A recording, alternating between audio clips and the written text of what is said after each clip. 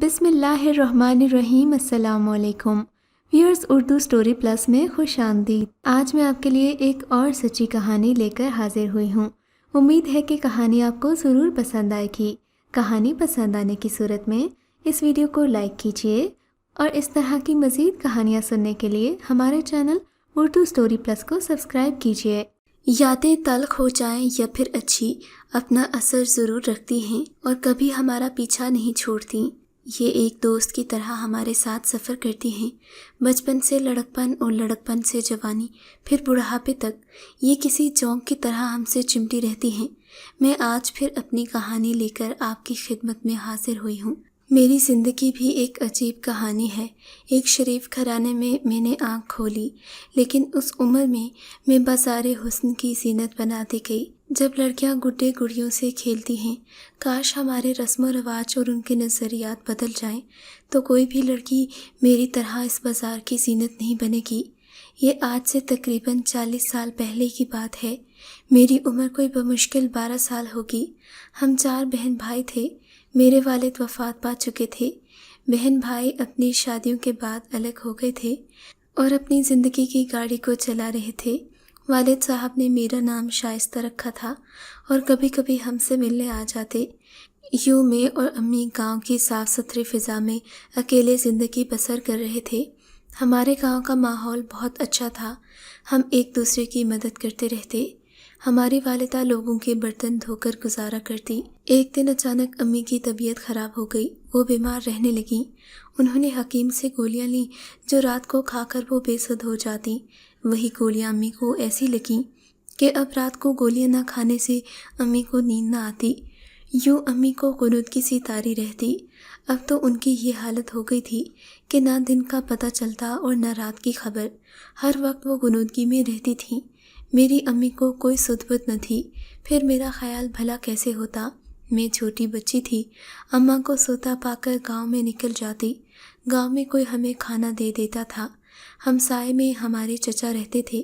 انہوں نے میری یہ حالت دیکھی تو اپنی بیوی سے کہا اور مجھے کام کرنا سکھا دیا۔ اب میں گھر کا جھاڑو پوچھا اور کھانا خود ہی بنا لیتی، کیونکہ امی کو تو کوئی ہوش نہیں رہتا تھا۔ میں گاؤں کے کھوکھے سے اشیاء خوردنوش لے آتی۔ جب جاتی تو محلے کے لڑکے مجھ پر آوازیں کستے، لیکن ان میں ایک ایسا لڑکا تھا جو ان سب کو منع کرتا۔ اس وجہ سے میں نے ان پر بھروسہ کر لیا اور بات چیت کرنے لگی۔ چند دنوں میں ہی میں ہمایوں سے کافی مانوس ہو گئی اور گھر کی چیزیں اسی سے کہہ کر منگواتی تھی۔ یوں میری اور اس کی دوستی ہو گئی۔ میں عمر کی 12 سال میں تھی اور وہ 16 سال کا تھا۔ اس کا قد کاٹ خاصا اچھا تھا۔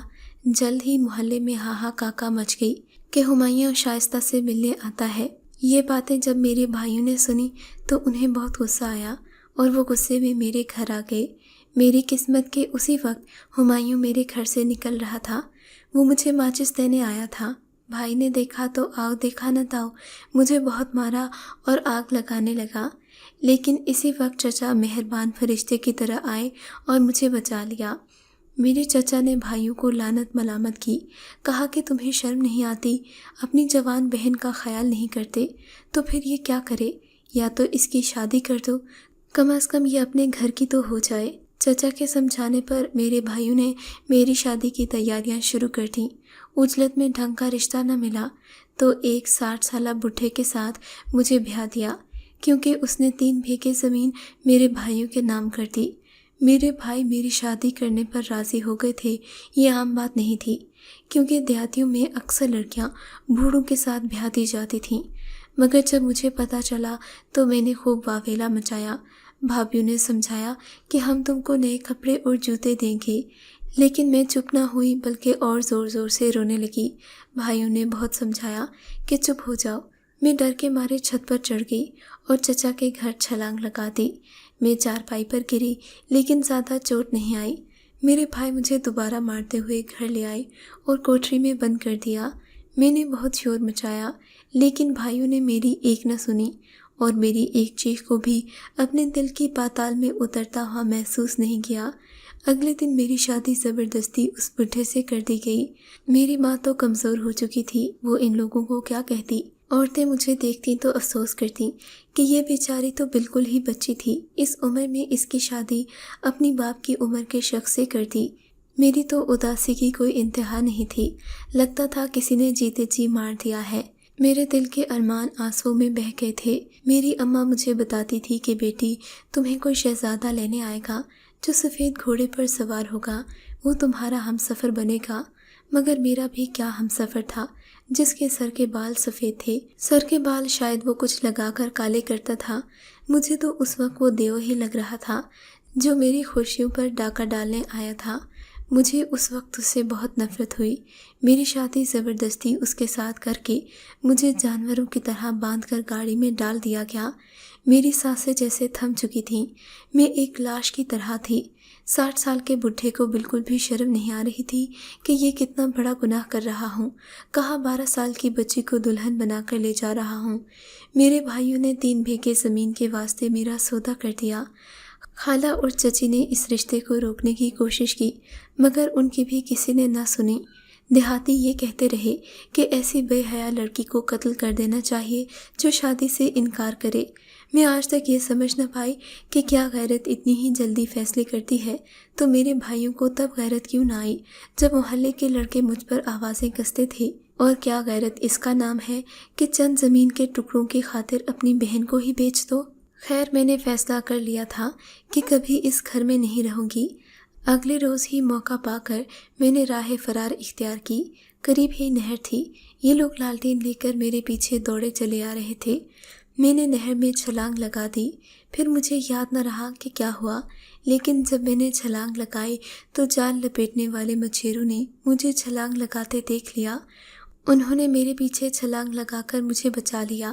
مجھے ہوش آیا تو خود کو مچھیروں کی بستی میں پایا۔ میری قسمت کہ میں جس مچھیرے کے ہاتھ لگی تھی وہ ایک لالچی انسان تھا۔ سفر کرتے وقت کسی نے مجھے اس کے ساتھ دیکھ لیا۔ میں بہت خوبصورت تھی، جو بھی دیکھتا اپنا دل ہار بیٹھتا۔ لوگوں نے اس سے میرے بارے میں دریافت کیا تو اس نے بتایا کہ یہ برائے فروخت ہے۔ ایک شخص نے مجھے کچھ پیسے دے کر مچھیرے سے خرید لیا۔ وہ شخص ایک دلال تھا۔ میری تو زندگی ہی بدل گئی۔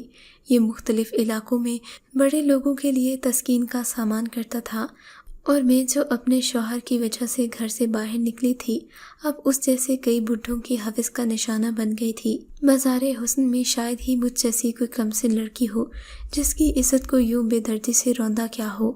وہاں لڑکیوں کی تعداد بہت زیادہ تھی جن کے محبوب یا نام نہاد شوہر انہیں اس مقام پر چھوڑ گئے تھے، کیونکہ گھر سے بھاگی ہوئی لڑکی جب اپنے ماں باپ کی نہیں تو ہماری کیا ہوگی؟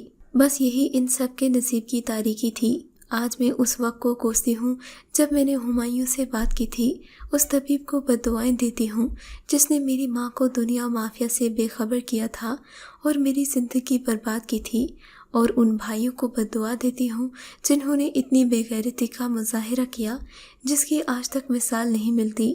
میں اس ماحول میں رہ تو رہی تھی، لیکن کبھی بھی خود کو اس ماحول کا عادی نہ بنا سکی، نہ ہی میں اپنی ضمیر کو مار سکی، نہ ہی حالات سے سمجھوتا کر پائی۔ روشنی کے اس شہر میں عیاشی مردوں کے لیے تسکین کا سامان بن کر میں ہر روز تڑپتی اور سسکتی رہتی ہوں۔ میں نے زندگی کے 40 سال یہیں گزارے ہیں۔ میری 3 اولادیں ہیں، لڑکیاں ڈانس کرتی ہیں، لڑکے طبلہ بجاتے ہیں۔ جو بچے اس دنیا میں آنکھ کھولتے ہیں پھر ان کے لیے یہ کوئی عجیب بات نہیں، نہ ہی کراہت سے بھرپور ہے۔ وہ آج تک یہی سمجھتے ہیں کہ یہی دنیا ہے، باہر کی دنیا روشنی ہے، اس میں کیا رکھا ہے۔